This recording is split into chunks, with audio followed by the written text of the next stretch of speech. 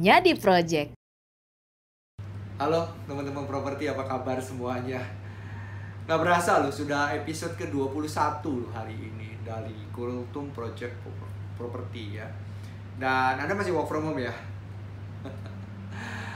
Kita Kultum Project Property ini berakhir hanya sampai di bulan Ramadan. Setelah itu habis Idul Fitri tidak ada lagi. Yang ada apa Pak? Yang ada saya buat kelas 3 hari. Satu harinya itu 3-4 jam.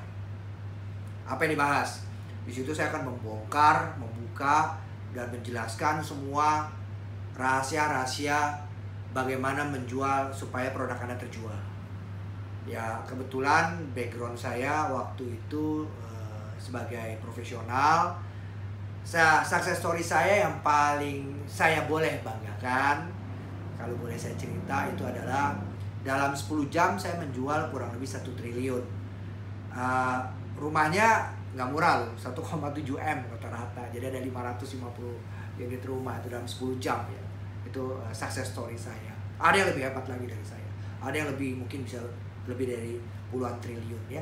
Nah, di situ saya akan bongkar gitu. Dan saya akan memberitahu, bukan hanya di situ saja saya berhasil, tapi di beberapa tempat saya bisa menjual itu karena apa. Ini kaitan, saya bicara seperti ini karena ini ada kaitan dengan ada pertanyaan dari beberapa orang, karena 2 episode, 3 episode saya sebelumnya yang bertanya soal, Pak, jadi yang paling kita utamakan, yang sebetulnya lebih diutamakan itu produk atau sales? Ya dua-duanya. Produknya harus bagus, salesnya harus kuat. Tapi kalau boleh dipilih, mana yang duluan? Produknya duluan. Kenapa? Karena begini, memang ada pepatah yang mengatakan sales yang baik, yang bagus itu adalah bisa menjual produk apapun.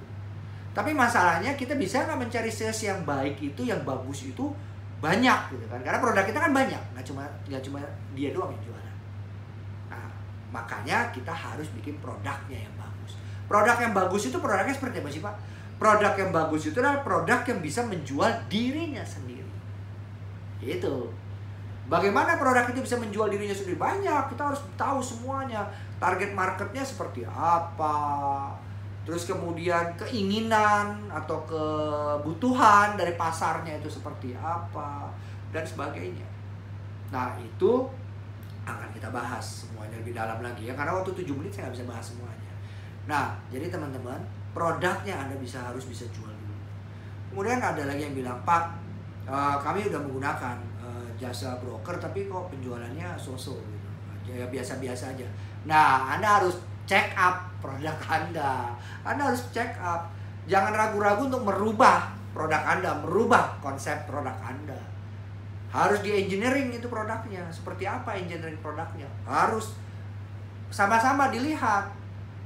Jangan Anda sendiri yang lihat. Anda harus cari orang yang bisa melihat juga produk itu.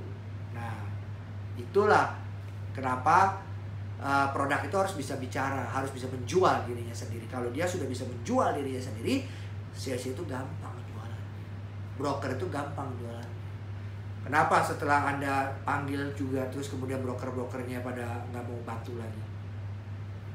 Itu sudah alami. Anda nggak boleh baper, ya nggak boleh baper. Kenapa? Karena alami. Kan broker nggak ada gaji. Ya begitu dia tawarin sekali, 2 kali, 3 kali nggak terjual, susah dijual, maka dia akan mencari developer lain, produk developer lain, atau produk secondary yang lebih gampang dijual. Karena kan developer lain juga butuh dia, butuh broker itu. Makanya dia pindah. Jadi kalau ingin brokernya nempel ke Anda, ya produk Anda harus gampang dijual. Apa hanya produk? Enggak, brand juga. Kadang-kadang produknya biasa aja, tapi brandnya kuat, itu bisa jual di situ.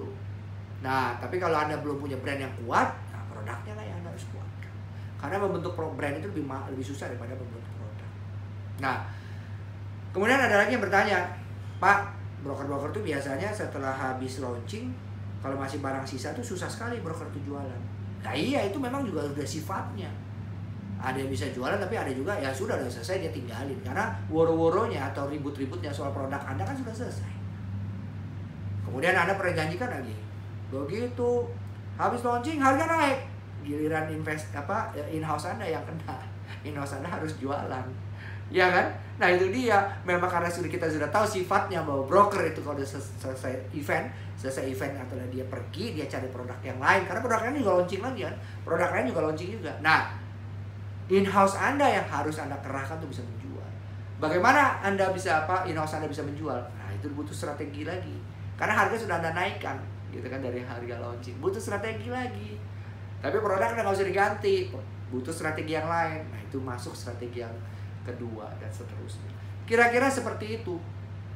Kalau ditanya, jadi produk lebih dahulu.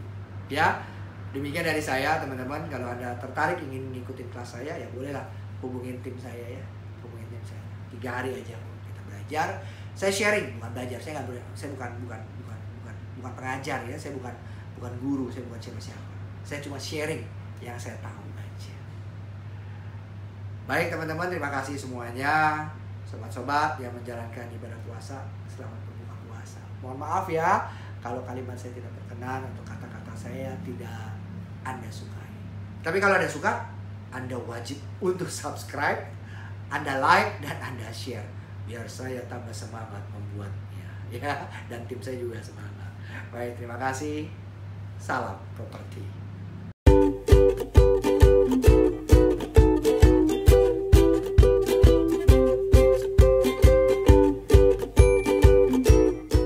Hanya di Project.